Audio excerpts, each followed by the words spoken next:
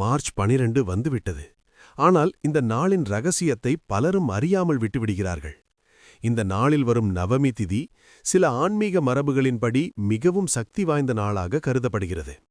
இந்த நாளில் நீங்கள் செய்யும் சிறிய பிரார்த்தனையும் கூட பெரிய நல்ல பலனை தரும் என்று நம்பப்படுகிறது. அதனால் இந்த நாளை சாதாரண நாளாக நினைத்து தவறவிடாதீர்கள். இந்த மாதிரியான அரிய ஆன்மீக தகவல்களை தினமும் தெரிந்து கொள்ள விரும்பினால் வீடியோ தொடங்குவதற்கு முன்பே எங்கள் சேனலை லைக் செய்து சப்ஸ்கிரைப் பண்ண மறக்காதீர்கள். நண்பர்களே, மார்ச் 12 அன்று இந்து பஞ்சாங்கப்படி கிருஷ்ணபக்ஷ நவமி வருகிறது. இந்த நாள் தியானம், பரிகாரம் செய்ய மிகவும் ஏற்ற நாள் என்று பலர் கூறுகின்றனர். குறிப்பாக அதிகாலை பிரம்ம முகூர்த்தத்தில் எழுந்து குளித்து வீட்டில் தீபம் ஏற்றி இறைவனை நினைத்து ஓம் நம சிவாய அல்லது ஓம் நமோ நாராயணாய என்று ஜபம் செய்தால் மன அமைதி கிடைக்கும் என்றும் வாழ்க்கையில் நல்ல சக்தி அதிகரிக்கும் என்றும் நம்பப்படுகிறது. இந்த நாளில் மூலம் நட்சத்திரமும் இருப்பதால் பலர் இதை ஆன்மீக சக்தி அதிகரிக்கும் நாளாக கருதுகின்றனர். மேலும் முன்னோர்களை நினைத்து பிரார்த்தனை செய்வதும் ஏழை எளியவர்களுக்கு உணவு அல்லது தானம் செய்வதும் மிகவும் புண்ணியமாக கருதப்படுகிறது.